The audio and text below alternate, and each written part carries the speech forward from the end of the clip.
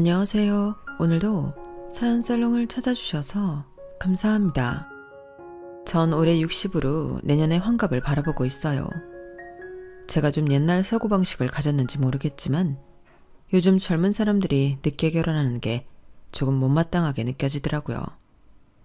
안정적인 기반을 만들어야 한다는 건 동의하지만 사실 그 안정적인 기반이라는 것 자체가 살아보니 끝이 없다는 걸 알았으니까 더 그렇겠죠. TV에서 요즘 젊은 사람들이 결혼도 안 하려고 아이도 안 낳으려고 한다는 걸 볼 때마다 답답하기도 하고 조바심이 났던 게 사실이에요. 저에겐 딸이 하나 있는데 제 딸도 제 바램과 다르게 비혼을 선언할까봐 그랬던 것 같아요. 제 자랑 같아서 이런 말 하긴 그렇지만 제 딸은 어릴 때부터 아역 배우 시키라고 주위에서 권유할 만큼 정말 예쁘게 생겼거든요. 저도 모르게 학교 대표로 뽑혀서 중학교 때는 학교 광고 책자 모델이 된 적도 있을 정도니까요. 그런 딸이 대학을 졸업하고 30살이 가까워질 때까지 이렇다 할 연애도 안 하고 공부에 재미를 붙였으니 더 그랬던 것 같아요. 그래서 좋은 혼처가 나타났을 때 어떻게든 결혼으로 이어졌으면 좋겠다고 욕심도 냈고요. 다 지나 결과를 봤을 땐 그게 화근이었던 것 같네요. 뭐든 다 때가 있는 법인데 제가 너무 서툴렀던 게 딸에게 아픈 상처가 된 건 아닌지 싶은 거죠. 다행히 털털한 성격 덕분에 훌훌 털어버리고 자기 일에 매진하네요. 어떻게 가끔 사연으로 듣던 말도 안 되는 일이 저와 제 딸에게 일어날 수 있었는지 지금 생각해도 참 어이없던 일이 있었네요. 남들이 보면 힘들겠다 싶을 수도 있지만 저는 100명이 넘는 직원을 둔 중소기업을 20년 가까이 운영해왔어요. 사실 처음부터 제가 경영을 한 건 아니었죠. 남편이 먼저 세상을 떠나기 전까진 저는 그저 남편 뒷바라지하며 사무 업무나 조금 도와주는 정도였으니까요. 그런데 남편이 예기치 못한 교통사고로 세상을 뜨면서 상황이 확 달라지게 되었죠. 딸아이가 11살밖에 안 됐을 때였는데 보험금과 남편이 남긴 사업체 말고는 달리 돈 나올 구석이 없었어요. 그래서 도망치듯 회사를 정리해버릴까 싶기도 했는데 막상 남편의 흔적이 깃든 곳이라 쉽사리 포기하기가 힘들더라고요. 결국 이왕 이렇게 된 거 내가 지켜내보자 싶어서 부딪혔어요. 회계부터 생산관리까지 모르는 게 많아서 처음엔 눈물도 콧물도 다 쏟았지만 다행히 주변에서 도와주는 분들이 많았네요. 그렇게 몇 년을 버티다 보니 어느새 회사가 제 손에 잘 자리 잡게 되더라고요. 딸도 그 사이에 잘 자라줬죠. 지금은 경영학 박사과정을 밟고 있는데 공부만 붙들고 있어서 가끔은 안쓰럽기도 해요. 결혼 얘기는 남들보다 훨씬 늦게 시작하나 싶어 제가 속으로 조바심을 좀 내었던 것 같아요. 주변에서 딸 시집 안 보낼 거냐고 하면 괜히 마음이 싱숭생숭했거든요. 그런 생각을 갖던 사건이 터졌어요. 나름 회사가 안정적이라고 생각했는데 주요 거래처 하나가 부도를 내버렸던 거예요. 무려 10억 원짜리 채권이 날아갈 처지라 가슴이 덜컥 내려앉았어요. 이러다 직원들 월급도 밀리는 거 아닌가 하는 생각에 밤잠을 설치게 되더라고요.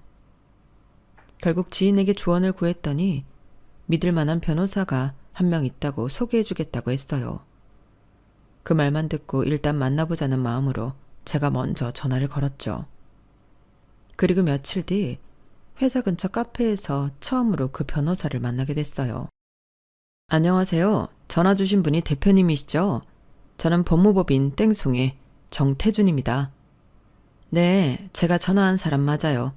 실력 있다고 들었는데 생각보다 나이가 어려 보이세요. 칭찬 감사합니다. 올해 35이에요. 그런 말은 자주 듣는데 경력은 제법 쌓였으니까 걱정 마세요. 아니요. 너무 젊어서 싱싱해 보인다는 거지 못 믿겠다는 건 아니에요. 근데 제가 지금 상황이 급해요. 거래처 하나가 부도가 나서 10억 정도 못 받게 생겼어요. 변호사님이 이거 어떻게 해볼 수 있나요? 일단 계약서나 세금 계산서 같은 자료를 다 봐야 해요. 부도회사의 재산 상태나 은닉 가능성도 확인해야 하고요. 시간을 조금이라도 단축해야 채권 회수 확률이 높아져요.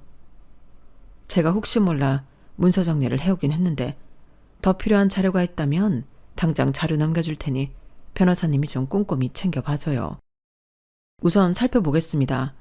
부도업체 재산 파악만 제대로 되면 압류나 가압류 신청을 할 수 있거든요. 긴급사항이라 신속히 진행해 볼게요.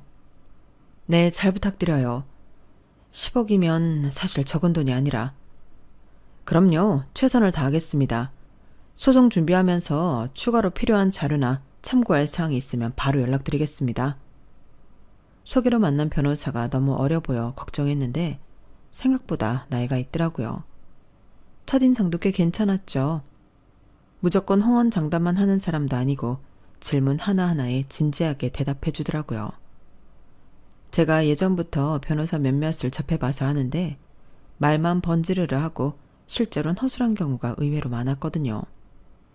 아무래도 법조계 어렵다는 편견이 있다 보니까 거들먹거린다고 해야 하나?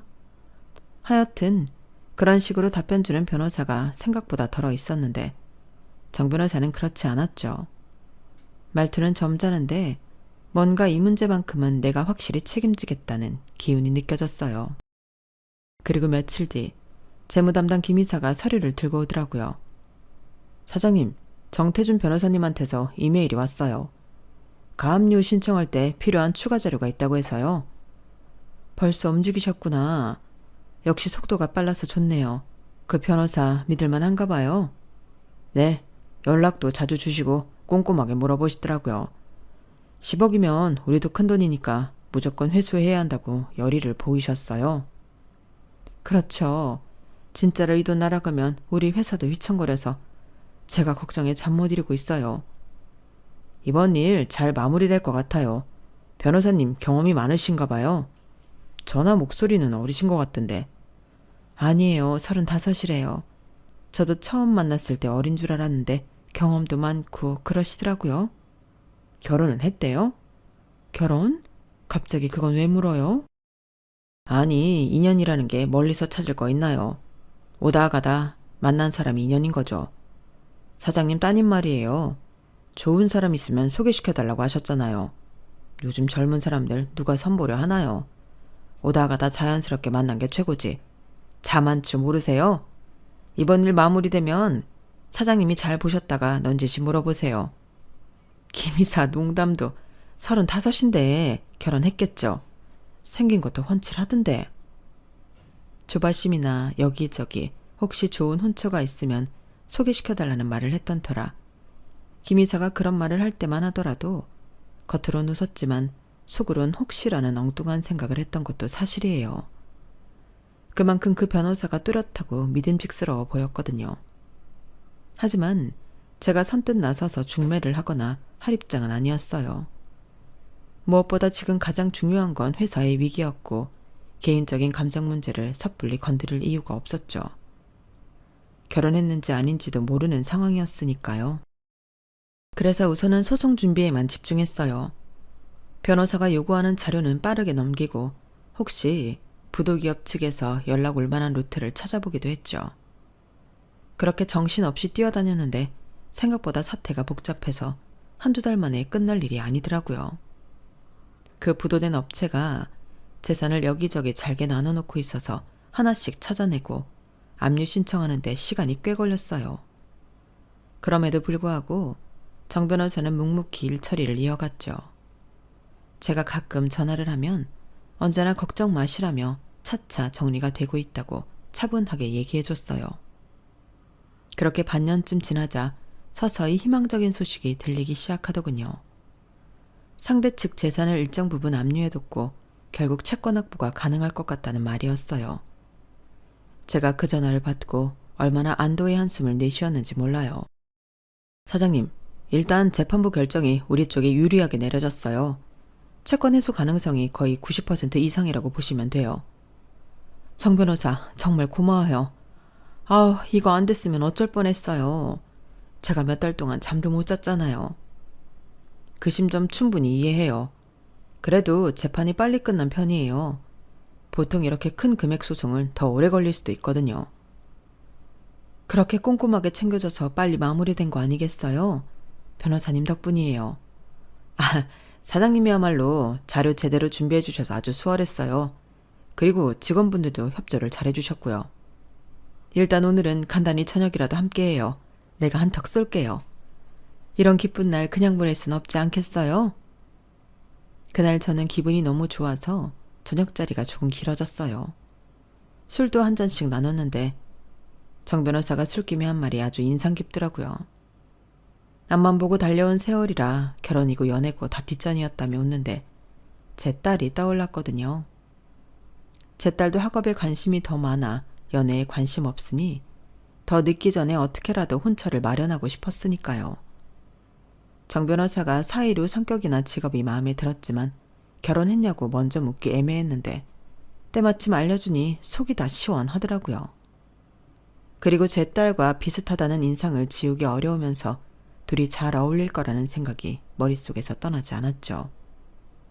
그날 이후로 회사는 큰 위기를 넘기게 됐고 직원들도 일하는데 한결 안심한 분위기가 돌았어요. 이제 좀 숨 좀 돌릴 수 있겠다 싶은 순간 저는 자연스럽게 딸 생각이 나면서 욕심이 나더라고요. 딸이 지금까지 계속 공부만 해왔는데 그래도 행복한 가정을 꾸리고 사는 모습도 볼 수 있으면 좋겠다는 게 엄마 마음이잖아요. 물론 아직 딸과 정 변호사와의 교집합은 없지만 사람 일은 앞으로 모르는 거잖아요. 두 사람이 혹시라도 만나면 어떨지 괜히 부푼 기대감이 스치기도 했네요. 그게 시작이었어요. 회사의 위기는 잦아들었지만 제 딸의 운명이 생각지도 못한 쪽으로 흘러갈 줄은 꿈에도 몰랐으니까요. 이 만남이 우리 모녀의 인생을 크게 흔들어 놓을 사건이 될 거라는 걸 알았다면 애써 인연을 만들지 않았을 테니까요. 그것도 모르고 그때 제가 딸에게 변호사 한 분이 너처럼 일밖에 모르고 살아왔다고 농담 삼아 얘기했는데 딸이 의외로 호기심을 보이더라고요. 변호사가 그렇게 재밌나? 라며 제 뜻과 다른 방향으로 관심을 보였지만요. 그래도 호기심이 저는 내심 반가웠네요. 그동안 다양한 혼처를 이야기해도 귓등으로도 안 들었으니까요. 그렇게 우연 같으면서도 운명 같은 만남이 시작될 기미를 보였죠. 하지만 선뜻 이렇다 할 약속을 만들지 못하고 있었어요. 김인사가 자연스러운 만남을 추구한다는 말이 자꾸 귓속에 맴돌면서 어떻게 기회를 만들어야 할지 엿보다 보니 시간이 흘러가고 있었죠. 그러다 회사가 부도 위기를 넘기고 나서 한두 달쯤 지났을 때였어요. 마침 우리 회사 창립 기념일도 다가오고 있었고 직원들 사기도 한껏 올려야겠다는 생각이 들더라고요. 사실 그동안 다들 마음고생이 심했거든요. 거래처 부도로 10억 원이 날아갈 뻔한 사건을 어찌어찌 잘 해결했으니 이 기회에 우리 더 힘내서 나아가자는 의미를 담아 작은 행사를 기획하고 싶었던 거예요. 김 이사가 먼저 나서서 올해 창립 기념일은 빵빵하게 가자며 직원들도 되게 기대하고 있다고 부추겼는데 저도 흔쾌히 좋다고 하게 되었던 거죠. 그런데 생각해보니 이게 기회라는 생각이 들더라고요. 이번 사건을 해결해준 정태준 변호사도 초대해 볼만하다는 생각이 들었던 거예요. 변호사가 없었으면 우리가 채권을 회수하지 못해서 큰 피해를 봤을 테니 자연스럽게 초청해서 직원들 보는 앞에서 감사 인사를 제대로 해도 좋을 것 같았죠. 그리고 한편으론 우리 딸도 이때 오면 좋겠다는 마음이 슬쩍 들었고요. 요즘은 잘 노는 사람이 일도 잘한다는데 진짜 28년이 될 동안 학교 연구실만 다니다 보니 집 학교가 전부였으니 제가 오죽 답답했을지 짐작이 되실 것 같아요. 앞서 잠깐 언급했지만 외모가 또 예쁘다 보니 호기심 삼아 대시하는 남자들이 많아서 더 그랬던 것 같아요. 남자는 언제든 자신이 마음만 먹으면 만날 수 있으니 굳이 필요 없다는 자신감이었다는 게 맞을 것 같아요. 혹시 제가 너무 조바심을 내는데 그럴 필요 없다고 생각하시는 분들이 계실 것 같아 제 개인적인 생각을 덧붙이자면 뭐든 때가 있는 것 같았기 때문이에요. 아이를 낳고 키우는데 너무 늦으면 체력도 부족하고 아이와 함께 보내는 시간이 전체적으로 짧아지니까요. 사실 제가 막내딸이고 부모님 연세가 많으셔서 많은 시간을 보내지 못했거든요. 그래서 30쯤엔 결혼도 하고 아이도 낳았으면 좋겠다는 생각이 제 머릿속에 너무 강하게 있었던 거죠. 그러니 회사 창립 기념일 행사라면 자연스럽게 사람들과 어울리면서 둘이 만날 수 있는 기회라고 생각하게 된 거였어요. 사장님, 이번 창립 기념일은 간단하게 연회장 빌려서 진행하면 어때요? 직원들 한 100명 다 모이면 장소가 꽉 찰 것 같은데요. 그러게 말이에요. 간단한 식사랑 무대 정도 마련하면 되겠죠. 요즘 회사 살림이 좀 빠듯해도 이럴 때 투자를 해야 사기도 오를 거예요. 맞아요. 그리고 이번에 부도건 해결해 주신 정태준 변호사님도 초대해야 하지 않겠어요? 사실 그분 아니었으면 우리 지금쯤 망했어요. 그럼 초대해야지. 직원들도 고마워하는 마음이 클 거예요. 김 이사가 연락해둬요. 변호사님도 기쁜 마음으로 와주시겠지. 네, 잘 말씀드릴게요. 사장님 따님도 오시겠죠? 우리도 오랜만에 뵙고 싶은데요. 김 이사는 남편이 회사를 운영할 때부터 있어준 창립 멤버였어요. 그래서 그런지 저의 속마음을 너무 잘 아는 것 같아 깜짝 놀랐던 적이 한두 번이 아닌데요. 이번 행사를 기획하면서도 그랬네요. 제 마음에 들어갔다 나온 것처럼 정변과 제 딸을 자연스럽게 부르는 게 어떠냐는 말에 저도 못 이기는 척 알았다고 대답했는데요. 한편으로는 그런 생각도 들었어요. 이건 운명이라고요. 세상 모든 사람들이 둘의 만남을 부추기는 것 같은 느낌이요. 자연스럽게 판이 짜여지니 제 바람대로 이제 둘이 연인이 되고 결혼하는 것도 문제가 아닐 거라는 기분 좋은 상상까지 하게 되었죠. 그날 저녁 저는 은근슬쩍 딸한테 이제 경영학 박사과정을 밟고 있으니 우리 회사 행사 한번 와서 분위기를 느껴보라고 넌지시 말했어요. 딸이 귀찮아할 줄 알았는데 의외로 제가 바란다면 오겠다고 하더라고요. 정 변호사도 흔쾌히 오겠다고 답을 줬어요. 그리고 앞으로 도와드릴 일 있으면 언제든지 부르시라는 말에 많이 배운 사람이 겸손하고 참 예의 바르구나 싶었죠.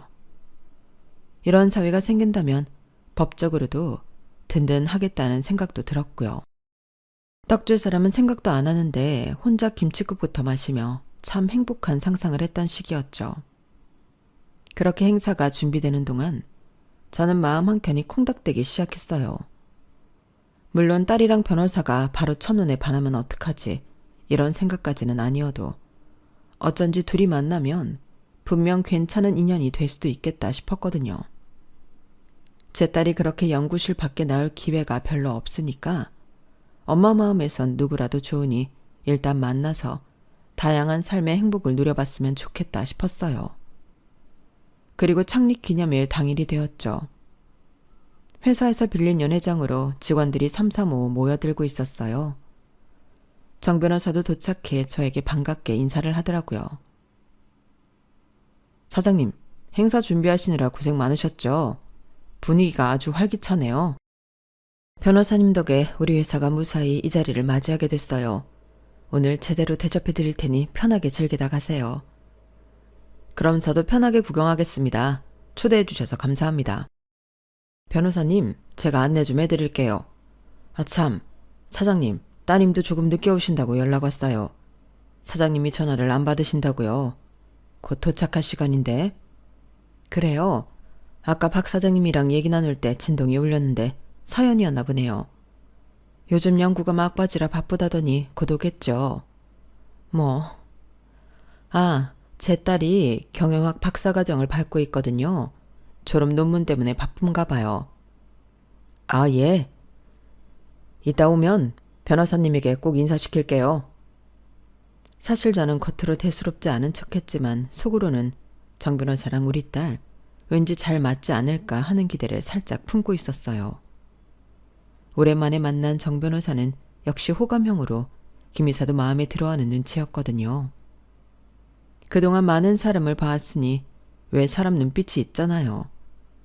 그리고 둘 다 공부를 좋아하고 일에 진심인 스타일이니까 어쩌면 의외로 대화가 잘 통할 수도 있고요. 이런저런 상상을 하고 있는데 딸 서연이가 들어왔어요. 늘 그렇듯이 큰 가방에 자료를 한가득 들고 말이죠. 그런데 문 열고 들어오자마자 회사 직원들이 반갑게 맞아주니까 얘도 씩 웃더라고요. 저는 속으로 쾌재를 불렀어요. 옛말에 웃는 얼굴에 침 못 뱉는다고 첫인상이 좋은 점수를 딸 것 같은 기분 좋은 느낌이 들었던 거죠. 그러면서 저도 모르게 자연스레 정 변호사 쪽으로 눈길이 갔는데 아니나 다를까 정 변호사도 제 딸을 보고 있더라고요. 아마 직원들이 누군가를 보며 어수선하게 인사하는 게 신기했던 모양이에요. 그리고 그게 좀 전에 제가 말한 제 딸이라는 걸 알기까지 오랜 시간이 걸리지 않았죠. 서연이가 오자마자 정 변호사한테 데리고 갔거든요. 변호사님, 여기 제 딸 서연이에요. 공부만 하느라 회사 쪽은 거의 잘 모르고 지내서 오늘 좀 경험해보라고 했어요. 안녕하세요, 변호사님. 엄마한테 이야기 많이 들었어요. 회사에 큰 도움 주셨다면서요? 아유, 제가 한 일은 별거 아니에요. 사장님과 직원분들이 자료 잘 준비해 주신 덕이죠. 근데 서연 씨가 경영학 박사과정이라면서요? 네, 아직 초반이라 이론 연구 위주로만 해왔는데 실무 얘기가 궁금해져서 요즘 좀 고민 중이에요. 혹시 변호사님도 기업 관련 소송 많이 하시죠? 아, 네. 주로 기업 자문, M&A 관련 분쟁을 다뤄요. 가끔 주주 간 분쟁 같은 것도 있고요. 공부만으론 잘 안 보이는 함정이 많죠. 맞아요. 요즘 논문 쓰다 보니 현실에선 이게 어떻게 돌아갈까 궁금할 때가 많아요. 언젠가 시간 되시면 실무 경험을 좀 여쭤봐도 될까요? 물론이죠. 제가 아는 범위에서라면 뭐든 이야기해 드릴게요. 오히려 저도 박사과정 얘기가 궁금해요. 요즘은 어떤 주제로 연구하는지 듣고 싶어요. 얘기들 나눠요. 저쪽에 초대한 최 회장님하고 이야기 좀 하러 다녀올 테니. 애써 입꼬리가 올라가는 걸 숨기고 빠르게 자리를 피했어요. 생각지도 않게 둘이 적극적으로 대화를 오가는데 이게 운명인가 싶더라고요. 그리고 내심 우리 딸이 사회성은 있구나 싶은 생각도 들었어요. 쭈뼛쭈뼛 이야기는 해보지도 못할 것 같았는데 자연스럽게 대화 주제를 잡아가는데 괜히 제가 결혼을 걱정했구나 싶을 정도였으니까요. 처음 만난 자리에서부터 딸이 변호사에게 이것저것 물어보고 변호사도 친절하게 대답해주는 걸 보니까 조금 흐뭇했어요. 생각 이상으로 호기심을 보이는 걸 보니 역시 관심 분야가 비슷하면 대화가 트이는구나 싶더라고요. 행사가 꽤 길어졌는데 서연이는 처음부터 끝까지 자리를 지켰어요. 중간중간 정 변호사랑 또 다른 회사 간부들과 이야기를 주고받으면서 평소보다 훨씬 적극적으로 행동하더라고요. 그 모습 보면서 죄책감이 틀리지 않길 바랬어요. 단순히 공부에 관한 이야기가 아니라 둘이 남녀로의 호감을 느끼길 바라면서요. 행사가 마무리될 때가 되니 사람들이 삼삼오오 빠져나가기 시작하더라고요. 오늘 꽤 길었죠? 다들 피곤할 텐데 정 변호사님도 늦은 시간까지 고생했어요. 아니에요. 오히려 좋은 자리에 초대해 주셔서 감사합니다. 덕분에 회사를 깊이 알게 돼서 좋아요. 엄마, 나도 오길 잘했어요. 몇 분 이야기 들어보니까 실제 경영 현장이랑 제가 공부하는 분야가 꽤 다르더라고. 변호사님 얘기도 흥미롭고. 그럼 조만간 서연 씨 논문 주제에 대해 좀 자세히 들어볼 수 있을까요? 저도 궁금한 부분들이 많아서 그래요. 물론이죠. 사실 저도 변호사님 실무 경험을 좀 듣고 싶은데 혹시 시간 되시면 차라도 한잔하면서 얘기해봐요. 그렇게 하루가 끝났어요. 행사는 무사히 마무리됐고 직원들은 사장님 덕분에 이번에 기운이 확 올라갔다며 다들 좋아했어요. 저로서도 오랜만에 회사에 활기가 넘치는 모습을 보니 뿌듯했고요. 무엇보다 제 딸이 웃는 얼굴로 생각보다 이런 자리가 재밌었다고 말했던 게 너무 기뻤어요. 겉으론 태연한 척 웃었지만 속으론 재미있던 게 정 변호사 때문은 아닌지 묻고 싶었죠. 하지만 괜히 좋은 분위기를 만들어가는데 괜히 초치고 싶지 않아 입을 다물었네요. 그리고 정말 며칠 뒤 정 변호사랑 딸이 주말에 만나 경영 이야기를 나누고 왔다고 말하는 거예요. 그날 저녁 딸이 집에 와서는 자신도 이제 학문만 파지 않고 바깥 세상도 좀 보고 싶다는 말을 툭 던졌어요. 그 말을 듣고 제가 얼마나 반가웠는지 몰라요. 겉으론 왜 그런지 모르는 척 사람도 즐길 건 즐기고 살아야지 라고 격려했는데 이미 머릿속으론 손녀 손자까지나 대가족이 된 모습을 꿈꾸고 있었네요. 그저 딸이 삶의 재미를 조금씩 깨우는 것 같다 싶어 기뻤고 이왕이면 선남선녀가 만났으면 그 결과도 좋았으면 좋겠다는 바람이었던 거죠. 그렇게 처음 만남 이후로 딸과 정 변호사의 관계는 제가 바라던 대로 빠르게 발전해 나갔어요. 저는 굳이 물어보지 않았지만 서연이가 종종 변호사 만나고 왔다며 기분 좋게 이야기하는 걸 보면 둘 사이가 점점 가까워지고 있다는 걸 느낄 수 있었죠. 처음엔 단순히 학문적인 대화를 위해 만났다던 두 사람이 점점 데이트라는 명목으로 주말마다 시간을 보내더라고요. 제가 괜히 뭐라 물어보면 서연이가 부담스러워할까 싶어 모르는 척했지만 딸의 표정만 봐도 알 수 있었어요. 연애를 시작한 거죠. 엄마, 나 오늘 태준 씨랑 미술관 다녀왔어. 생각보다 실무하는 분들이 예술에도 조예가 깊더라고. 내가 논문에 고려해볼 만한 시각도 많이 얻었어. 그래? 너무 좋네. 일만 하는 줄 알았더니 예술도 좋아하는 사람이었구나. 역시 배운 사람은 달라. 맞아. 내가 너무 학문에만 갇혀 살았나 봐. 태준 씨 덕분에 다양한 경험을 하게 되는 것 같아. 딸이 변호사 이름을 부를 때마다 정 변호사가 아니라 태준 씨라고 부르는 걸 들으면서 저는 속으로 웃음을 참느라 애를 썼어요. 서연이가 누구에게 그렇게 친근하게 이름을 부르는 모습은 처음 봤거든요. 그렇게 두 사람이 만난 지 6개월쯤 되었을 때였어요. 어느 날 서연이가 집에 들어오더니 제 앞에 앉아 심각한 표정을 지었어요. 엄마, 잠깐 이야기 좀 할 게 있어. 왜? 무슨 일 있어? 저 태준 씨가 프로포즈 했어. 순간 제 귀를 의심했어요. 물론 둘이 만나는 건 알고 있었지만 결혼까지 생각할 줄은 몰랐거든요. 그것도 불과 6개월 만에요. 너무 빠른 거 아닌가 싶어 걱정이 되기도 했지만 한편으론 제 바람이 이루어진다는 생각에 기쁨이 밀려오더라고요. 그래서 네 대답은 뭐였어? 아직 대답은 안 했어. 엄마 의견도 듣고 싶어서. 글쎄, 엄마가 뭐라 말해줄 수 있을까. 너희 둘의 문제니까. 하지만 정 변호사는 좋은 사람 같아 보이긴 해. 너랑도 대화가 잘 통하고. 그래도 결혼은 평생의 일이니까 너무 서두르지는 마. 서연이는 잠시 생각에 잠기더니 미소를 지었어요. 사실 나도 태준 씨가 정말 좋아. 단순히 똑똑하고 일 잘하는 것뿐만 아니라 내 이야기를 진심으로 들어주고 존중해주거든. 나도 결혼하고 싶어. 그 말을 듣는 순간 제 가슴이 벅차올랐어요. 딸이 스스로 행복을 찾아가는 모습을 보는 게 이렇게 감동적일 줄 몰랐거든요. 그동안 조바심을 냈던 것이 부끄러울 정도로 서연이는 자신의 길을 잘 찾아가고 있었어요. 그렇게 빠르게 결혼 준비가 시작됐어요. 저는 속으로 이게 바로 운명이구나 싶었죠. 좋은 사람 만나서 결혼하고 아이도 낳고 엄마로서 딸에게 바랄 수 있는 행복이 하나 둘 이루어지는 것 같아 기뻤어요. 상견례는 정 변호사 집에서 하기로 했어요. 제 처지와 비슷하게 아버지는 일찍 돌아가셨지만 어머니께서 계시고 형제들도 다 변호사라고 하더라고요. 명문 집안이었던 거죠. 어머니, 제 약혼녀 서연이에요. 항상 말씀드리던 그 박사과정생이에요.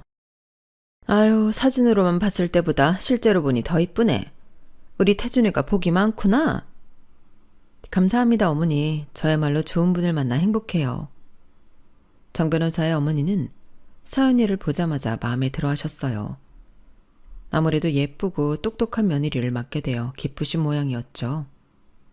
형제들도 다들 서연이에게 친절하게 대했고 분위기는 너무나 화기애애했어요. 진심으로 축하해요. 동생이 늘 일만 하더니 이렇게 좋은 인연을 만났네요.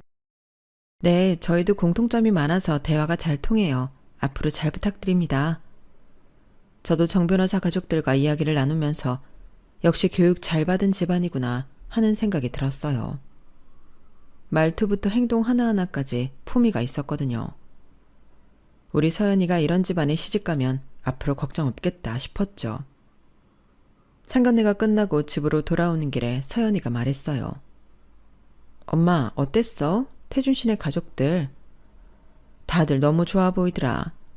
특히 너한테 잘해주시는 것 같아서 엄마는 안심이 됐어. 정말? 다행이야. 나도 처음엔 조금 긴장했는데 이야기해보니까 편안하더라고. 어머님도 나한테 많이 호감을 보여주셔서 고마웠어. 그날 밤 저는 오랜만에 편안한 마음으로 잠이 들었어요. 딸의 앞날이 밝아 보였거든요. 모든 게 너무 순조롭게 진행되어서 이런 행복이 계속될 거라 믿었죠. 그런데 다음날 아침 핸드폰에 문자 한 통이 도착했어요. 낯선 번호였어요. 무슨 광고인가 싶어 열어봤는데 문자 내용을 보는 순간 가슴이 덜컥 내려앉았어요. 이 결혼 절대 하시면 안 돼요? 무슨 소리지? 당황스러워서 몇 번이나 다시 읽었어요.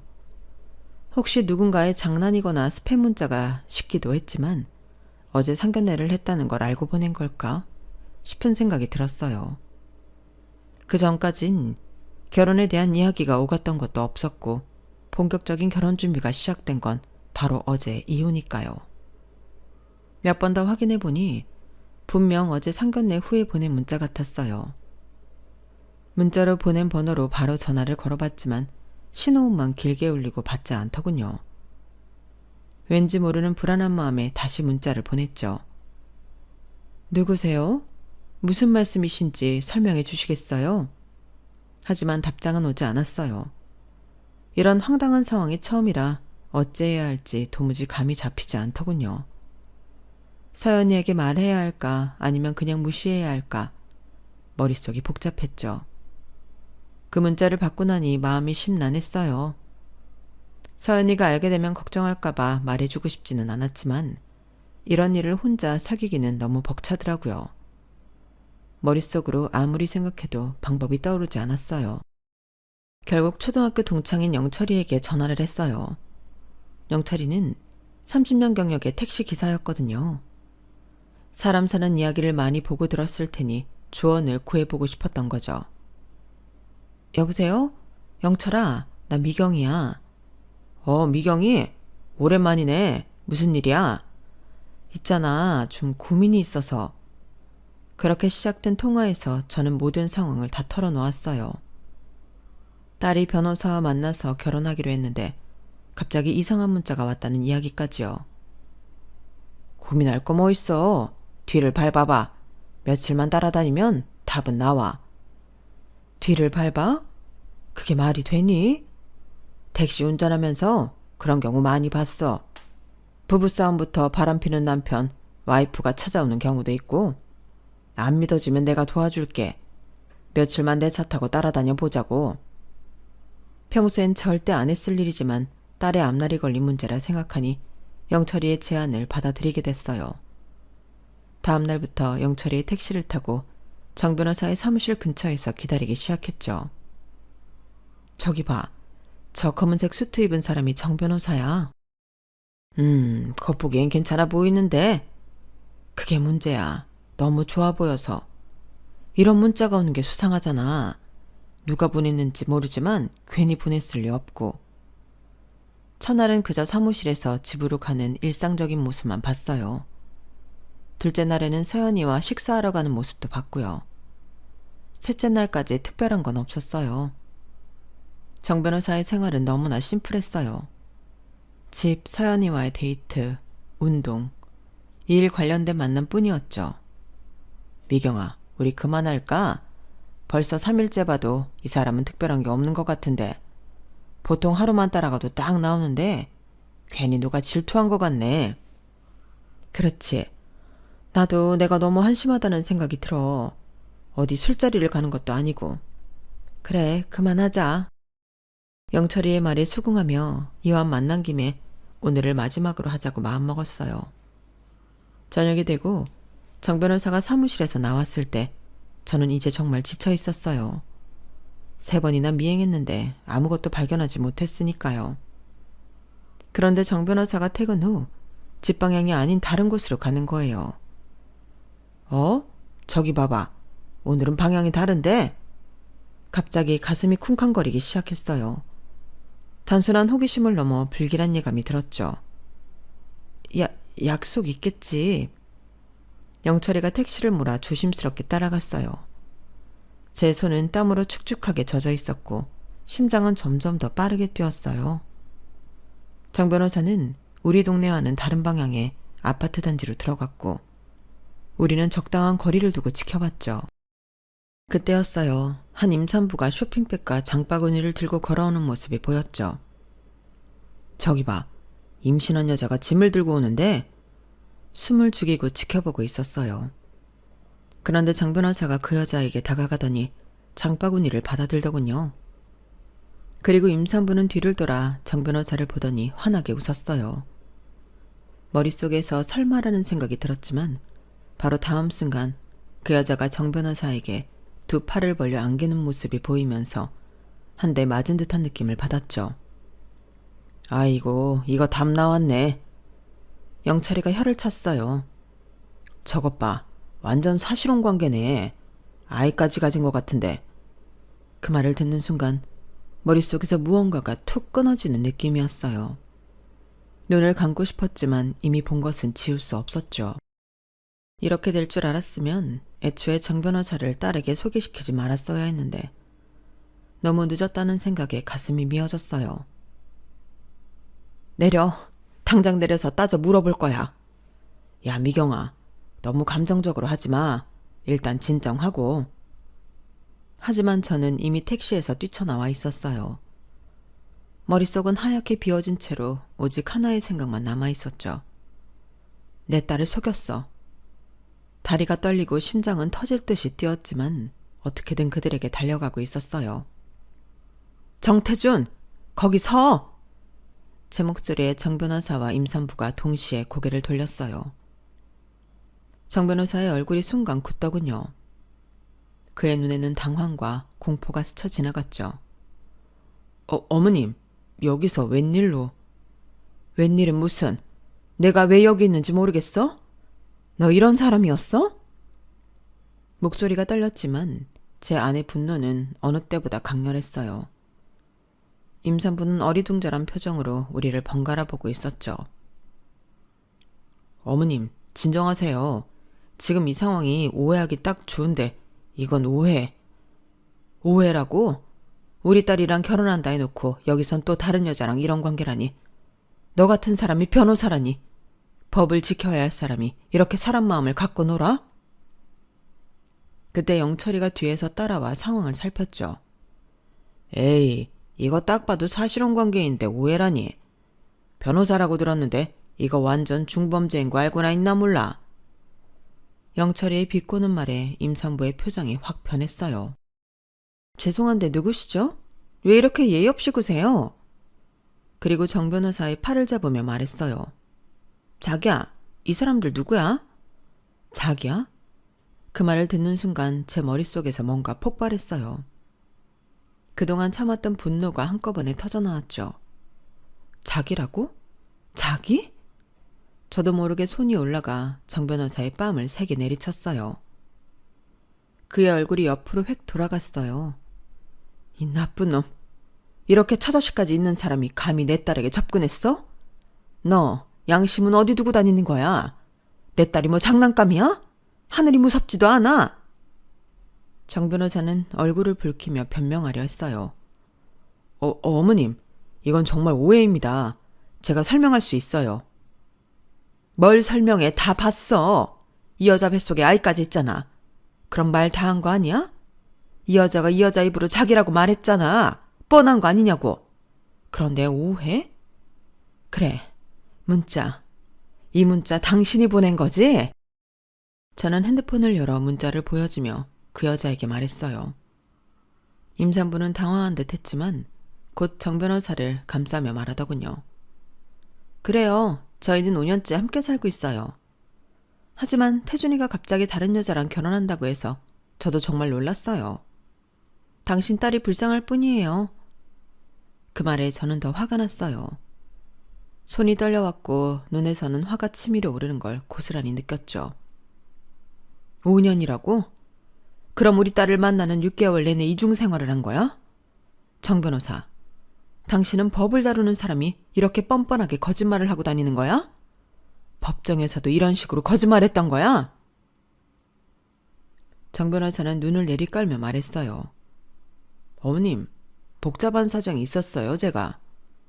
그때 영철이가 앞으로 나서서 정 변호사의 멱살을 잡았어요. 이 못된 놈, 네가 어떻게 이런 짓을 할 수 있어? 너 같은 놈한테 법을 맡겼다니 우리나라 법조계는 어떻게 된 거야? 법을 지키는 위치에 있는 사람이 이렇게 사람 인생을 가지고 장난치다니 정말 염치라고는 찾아볼 수가 없네. 영철이의 말에 정 변호사는 얼굴이 하얗게 변했어요. 임산부는 놀랐는지 뒤로 물러섰고요. 당신 변호사 자격증 반납하는 게 좋겠어. 이런 인간이 남의 인생 문제를 맡아 해결해 준다는 게 말이 돼? 내가 너 윗사람들한테 다 알려줄 거야. 그리고 내 딸에게서 당장 손 떼. 쓰레기야. 그날 저녁 저는 영철이의 택시를 타고 집으로 돌아왔어요. 머릿속이 너무 복잡해서 한동안 말도 제대로 나오지 않았죠. 눈앞에서 본 충격적인 장면을 어떻게 딸에게 전해야 할지, 이런 끔찍한 진실을 알게 된 서연이가 무너지진 않을지 걱정이 앞섰어요. 미경아, 괜찮아? 너무 충격받은 것 같은데. 영철이가 걱정스러운 눈빛으로 물었어요. 어떻게 괜찮을 수 있겠어. 우리 딸 인생이 걸린 문제인데. 그 나쁜 놈, 어떻게 저럴 수가 있지? 그것도 법을 다루는 사람이. 세상에 별 사람 다 있어. 법을 지키는 사람이 오히려 더 교묘하게 법망을 피해가는 경우도 많아. 그래도 다행이야. 결혼 전에 알게 돼서. 집에 도착하자 서연이는 아직 들어오지 않은 상태였어요. 어쩌면 다행인지도 모르겠다는 생각이 들었죠. 조금 더 마음을 정리할 시간이 필요했으니까요. 영철아, 고마워. 오늘 네가 아니었으면 어떻게 됐을지 모르겠다. 괜찮아. 친구 좋다는 게 뭐 이럴 때 아니면 언제 쓰겠어? 서연이한테 말할 때 내가 옆에 있어줄까? 아니, 이건 내가 직접 해야 할 것 같아. 모녀간에. 영철이가 돌아가고 저는 거실 소파에 앉아 어떻게 서연이에게 이 사실을 알려줄지 고민했어요. 그때 현관문이 열리는 소리가 들렸죠. 엄마, 나왔어. 서연이가 환한 얼굴로 들어왔어요. 오늘따라 더 행복해 보이는 딸의 모습에 마음이 더 아팠죠. 어? 엄마 얼굴이 왜 그래? 무슨 일 있었어? 서연아, 앉자. 엄마가 할 말이 있어. 서연이는 의아한 표정으로 제 옆에 앉았어요. 저는 어디서부터 이야기를 시작해야 할지 몰라 잠시 침묵했죠. 엄마, 무슨 일이야? 걱정되게. 서연아, 정 변호사에 대해 엄마가 알게 된 게 있어. 그 말을 시작으로 저는 모든 것을 털어놓았어요. 의문의 문자부터 영철이와 함께 정 변호사를 미행한 일, 그리고 오늘 본 충격적인 장면까지요. 서연이의 얼굴이 점점 창백해지는 것이 보였어요. 그럴 리가 없어. 태준 씨는 그런 사람이 아니야. 분명 오해가 있을 거야. 엄마도 그랬으면 좋겠다. 하지만 직접 봤어. 그 여자가 태준이를 자기라고 부르는 것도 들었고, 그 여자 말로는 5년째 같이 살고 있대. 그리고 임신까지. 서연이의 눈에서 눈물이 흘러내렸어요. 처음에는 조용히 흐리던 눈물이 곧 흐느낌으로 바뀌었죠. 태준 씨가 나한테 자기는 독신이라고 했어. 과거에 만나던 사람이 있었지만 나를 만나면서 다 정리했다고. 딸의 말을 듣자 더 화가 치밀었어요. 뻔뻔하게 거짓말까지 했다니 정말 용서할 수 없었죠. 그 여자가 누구냐고 물었을 때도 그냥 오래전 헤어진 사람이라고만 했어. 그래서 더는 묻지 않았는데 설마 임신한 사실혼 관계였을 줄은. 서연이의 흐느낌이 더 커졌어요. 저는 딸을 꼭 안아주었죠. 서연아, 미안해. 엄마가 그 사람을 알게 해서. 이런 일이 생길 줄 몰랐어. 엄마가 왜 미안해. 오히려 엄마 덕분에 알게 됐잖아. 평생 속고 살 뻔했어. 서연이는 한동안 저의 품에 안겨 울었어요. 그리고 조금 진정이 되자 고개를 들었죠. 엄마, 이 일은 내가 직접 정리할게. 태준 씨한테 전화할 거야.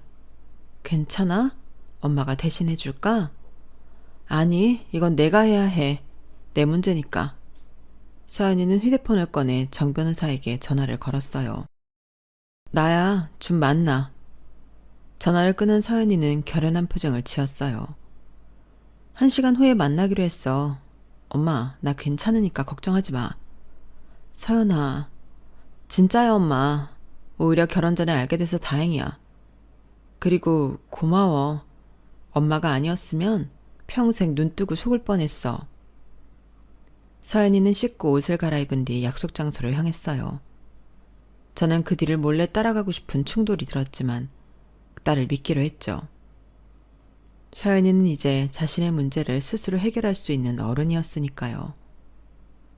그날 밤 서연이가 돌아왔을 때 그 아이의 얼굴은 피곤했지만 어딘가 홀가분해 보였어요. 어떻게 됐어? 저는 조심스럽게 물었어요. 다 끝났어, 엄마. 만나자마자 바로 물었어. 임신한 여자친구가 있냐고. 처음엔 오해라더니 거짓말하지 말라고 말하니까 결국 인정했어. 그래서 뭐라고 하든 자기는 그 여자랑 헤어지려고 했대. 나를 진심으로 사랑하게 됐고 그 여자한테는 감정이 식었다나. 근데 갑자기 그 여자가 임신했다는 걸 알게 됐대. 그래서 고민하면서 끌려다니는 중이었대. 뻔뻔하기는. 그럼 너한테는 언제 말할 생각이었대? 결혼 전에 다 털어놓을 생각이었다나. 근데 믿을 수가 없더라. 변호사라는 사람이 그렇게 뻔뻔한 거짓말을 하다니. 뱃속에 자기 자식도 있는데 감정이 식었다면서 저울질이나 하고 있고. 서연이는 잠시 말을 멈추고 깊은 한숨을 내쉬었어요. 얼마나 비열하고 이기적인 사람인지, 두 여자 사이에서 어떻게 그럴 수 있었는지. 당연히 우리 사이는 끝났다고 확실히 말했어. 우리 딸 정말 어른이 됐구나. 엄마 덕분이야. 사실 태준 씨 말대로 미리 알려줬으면 어떻게 했을지 모르겠어. 아마도 신중하게 생각해보자며 기회를 줬을지도 몰라. 근데 직접 그 장면을 목격한 엄마의 이야기를 듣고 나니 더 이상 미련이 없더라. 저는 서연이를 꼭 안아주었어요. 딸이 이렇게 현명하게 상황을 받아들이다니 정말 기특했죠. 엄마는 네가 정말 자랑스러워. 그리고 미안해. 엄마가 조바심을 내서 너한테 정 변호사를 소개했으니까. 아니야 엄마. 이건 내 선택이었어. 그리고 지금 생각해보면 태준 씨는 엄마와 회사를 노린 것 같아. 나보다는. 그 말에 마음이 더 아팠어요. 우리 딸이 순수한 마음으로 사랑했는데 상대는 그런 계산을 했다니. 며칠 후 법조계에 정 변호사에 대한 소문이 퍼지기 시작했어요. 의뢰인과 의뢰인의 딸을 동시에 속였다는 이야기가 알려지면서 그의 평판이 크게 나빠졌다고 해요. 물론 저나 서연이는 직접 소문을 내진 않았지만 아마도 법원 내부에서 누군가에 의해 알려진 것 같았어요. 정 변호사의 사실혼 관계도 결국 깨졌다는 소식도 들렸어요. 그 여자가 정 변호사의 이중 생활을 완전히 알게 되면서 더 이상 함께할 수 없다고 판단했다고 해요. 임신한 상태에서 그런 배신을 당했으니 얼마나 큰 충격이었을까 싶었죠. 그렇게 3개월 정도 지났을 때 서연이의 모습이 달라지기 시작했어요. 예전의 활기를 되찾았고 논문 작업에도 열중하는 모습이 보였죠. 엄마, 생각해보니까 이번 일이 오히려 좋은 경험이 된 것 같아. 그래? 어떤 점에서? 내가 너무 학문에만 빠져 살다 보니 사람 보는 눈이 없었던 것 같아. 앞으로는 더 현명하게 사람을 판단할 수 있을 것 같아. 서연이의 말에 저도 미소 지었어요. 딸이 이 아픔을 성장의 계기로 삼는 모습이 대견했죠. 여전히 딸이 결혼해 안정적인 가정을 꾸렸으면 하지만 아무리 서두른다고 해서 좋은 결과가 나오는 건 아니라는 걸 이번 일로 확실히 깨달았어요. 모든 일에는 때가 있다는 말이 정말 맞는 것 같아요.